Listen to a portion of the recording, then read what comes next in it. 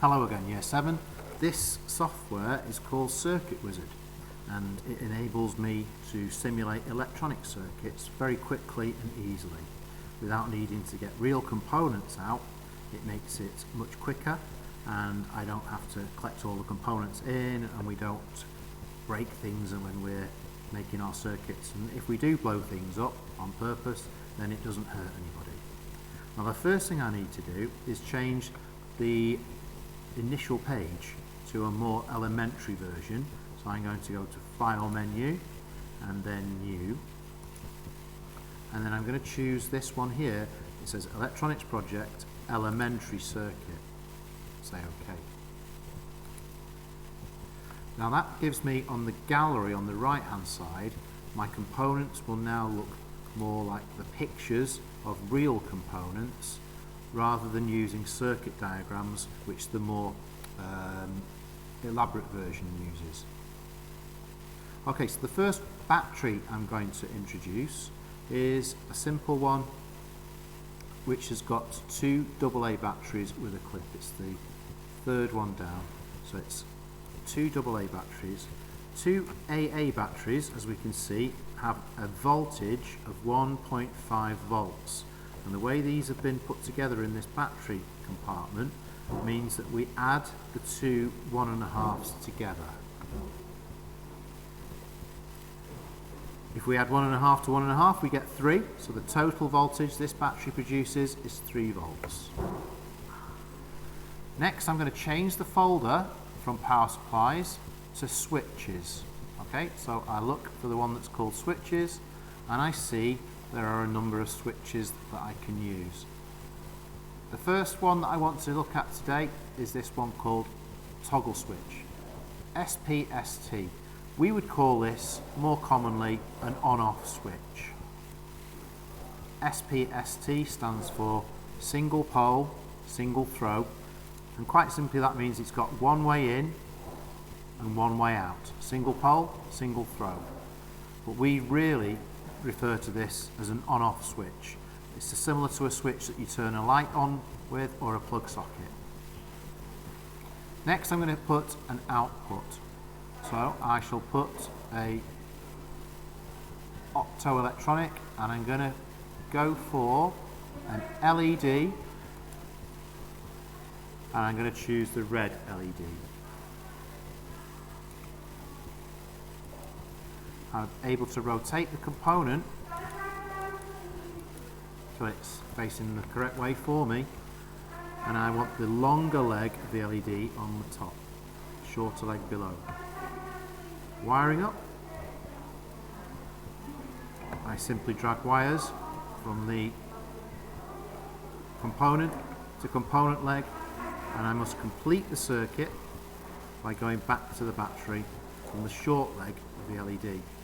Now that's why it's called a circuit, because it goes all the way through all the components and ends up back at the battery. So we can see the path through the switch, through the LED, back to the battery. Now I can test whether that's a good circuit or not by pressing the run button at the top here, and nothing happens, which is good, until I then turn the switch from off to on and the LED illuminates. And I can flick the switch backwards and forwards and we see illumination on, off, off, on. Now I've got different views I can look at here. One that shows the current flowing through the circuit with little dotted lines. But generally, I just leave the normal view on. So that's the sort of circuit that's the simplest circuit we could do. It's a switch that turns the circuit on or off, and it does so by stopping the current flowing, because when we turn the switch to the off section, it stops the connection in the switch and the current cannot flow through it, so the circuit doesn't work. When we flick it to the other direction, the switch creates a connection between these two contacts and the LED illuminates. Okay, so that's one circuit diagram with the simplest of switches. Now I'm going to scroll down now and have a look at an alternative to that. This time I'm going to use the same battery, the folder, power supplies, but I'm going to use a different switch. This time it's from the push to make switch at the top. Now this switch requires you to press it to make the contacts and for it to conduct. So if you're not pressing this switch, then it won't be on, and it's spring loaded so it bounces back. Now can you think where such a switch would be useful in your house? So that whatever you pressed or whatever you turned on did not stay on permanently. For example, if I go to the audio folder and choose buzzer, now if I connect the circuit together,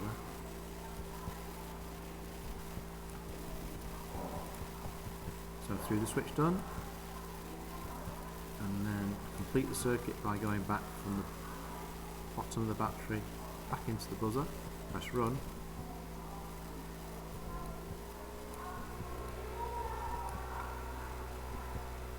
nothing. I'll change the value, 3 volts.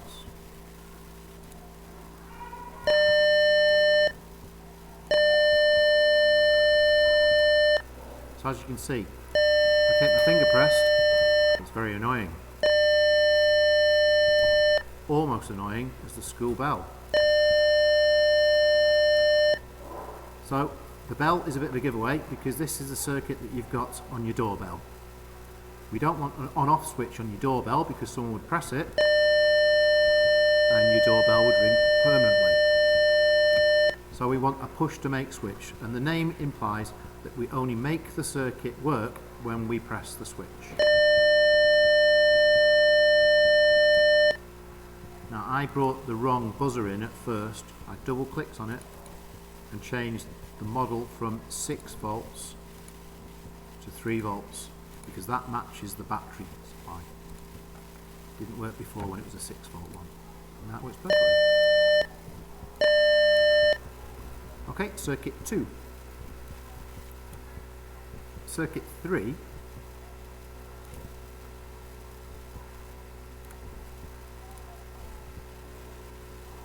power supply, the same.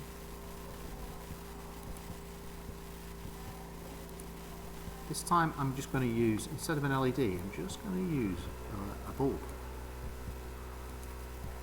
I'll turn it on its side, like a torch bulb. 6 volts, I'll make it 3 volts.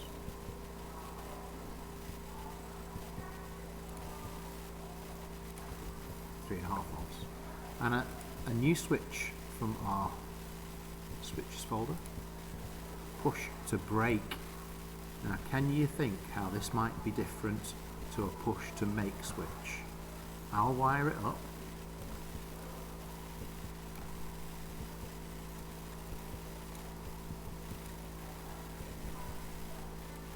Now the circuit is only complete when I make the last connection. So now, what I'm expecting is that this switch will work unless we press the switch. So as soon as I press run, because this is a push to break switch, I need to press it to stop the circuit working. So I'm hoping that when I press run, the bulb will illuminate, even though I'm not pressing the switch. There you go.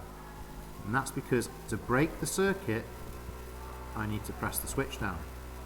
Now what possible use could that be in your house? Everybody has one in their house somewhere. Can you think where that might be found in everybody's house?